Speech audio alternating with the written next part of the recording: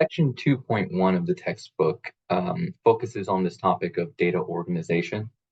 And so if you guys are working with data, eventually you're going to end up having to collect some data maybe, or if you end up, going to a career where you're conducting research, this is something that you have to do routinely because oftentimes the data that we collect is so numerous that we need to organize it so that we can summarize it and make sense of the numbers.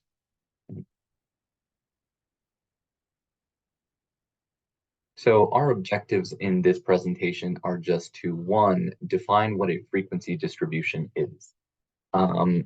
Then we're going to learn how to construct a categorical frequency distribution.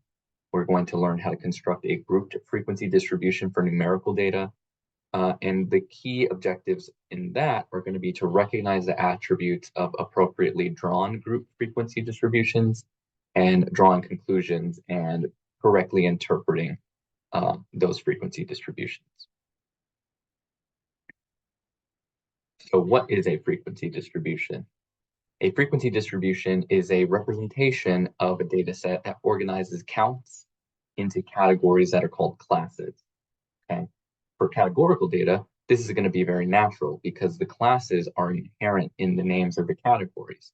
For instance, if you were studying the political affiliation of people in a given area, people fall into particular categories that they identify with when it comes to politics, right? For the American system, we think about people falling into the categories of Democrat, Republican, Independent, and maybe some lesser known third parties.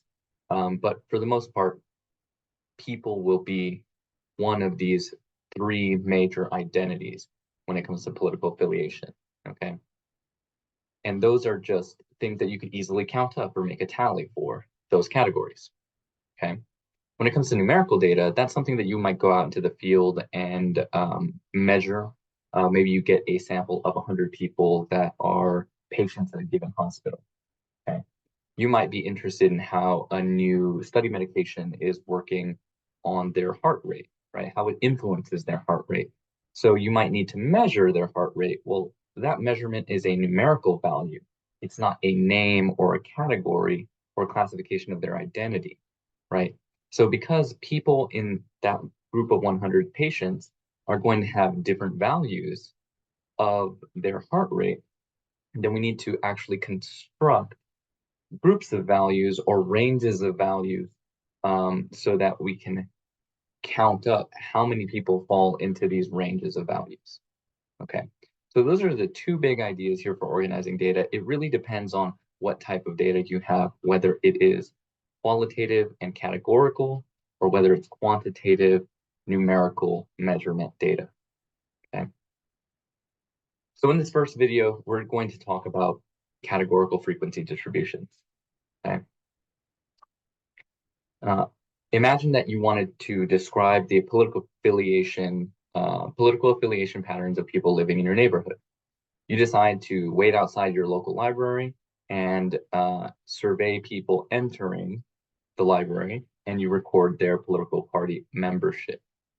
Okay, so pretend that 30 people have come into the library during the 1 hour period that you were waiting outside the library, and you were able to record their political affiliation because they were so kind and generous to sort of grant you access to that information. Okay. The table below represents the outcomes or those measurements that you took to record their political affiliation, right? But if you look at the data in this form, this is called raw data. And on its own, it's not very helpful for understanding any patterns of what is the demographic breakdown of political affiliation in your neighborhood, right? We need to come up with some way so that we can make this raw data more sensible to us. Okay, so in organizing that data, what we want to do is go through a process of steps to construct our categorical frequency distribution. And the first step is to construct a table with the following headings: class, frequency, and relative frequency. Okay. Now, class refers to the category name. So if we're talking about this set of political data, then the class names are Democrat, Republican, and Independent. Okay? Frequency refers to the count or the tally of each class. Okay? And relative frequency refers to the percent share of each class of the total sample. Okay? So step two is going to be just to count up the data. And what we're talking about here is literally tallying up how many Republicans do you have? How many Democrats do you have? How many independents do you have? Okay. And whatever the circumstance is, however many class categories you have, you will just count up how many people responded to that category or fall into that category. Okay. Once you've counted that up, and I've conveniently color-coded our political affiliations here. Democrats are blue, Republicans are red, and independents are in white. We see that we have 13 Democrats, 14 Republicans, and 3 independents in this particular data set. Now, when you do this, you want to make sure that the sum of all the class frequencies should add up to the sample size. So again, if we sampled 30 people walking into the library, then you should get 13 Democrats, 14 Republicans, and 3 independents, adding up to the total 30 people that were sampled. Okay. Sometimes when we count, we miss things, and so that's why I just wanted to emphasize, make sure that your class counts or your class frequencies add up to the sample size. Okay. Now for the last column here in our table, we just need to compute the relative frequency. And relative frequency is maybe a fancy terminology that we use in statistics to describe the percent share that is held by each of the classes that we have or that we're studying. Okay, so this is a very easy computation. What you need to do is take the frequency, divide that by the sample size, and then multiply that by 100 so that you get a percent value. Okay, so for instance, we counted up in our raw data set that Democrats, that there were 13 of them.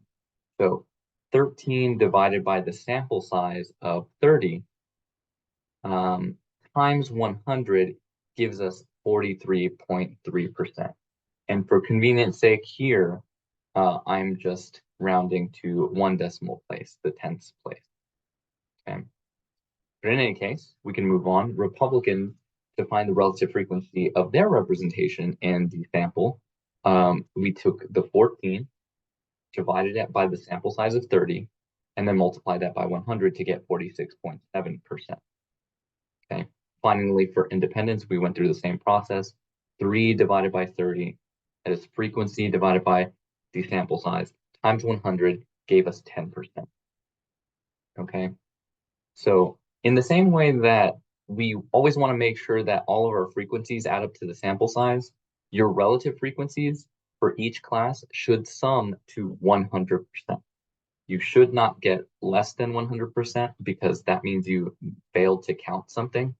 And you should not get over 100% because that would represent more than the sample size, which would be a mathematical error.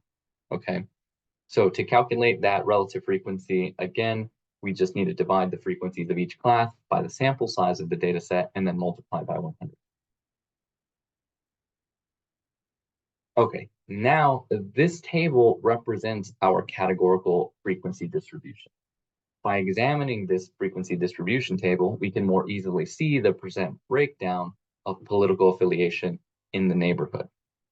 So for example, we now know Democrats, of the 30 that were sampled, the 30 people that were sampled in front of the library, 13 of them reported that they were affiliated with the Democratic Party, and that makes up 43%, roughly. Okay. With Republicans, we now know that of the 30 people sampled, 46.7% of them responded to being Republicans, with 10% people being independents. Okay.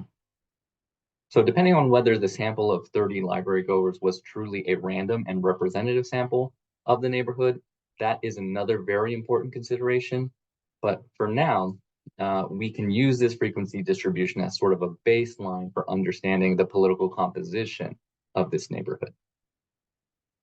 And that's pretty much the process for breaking down or creating a categorical frequency distribution.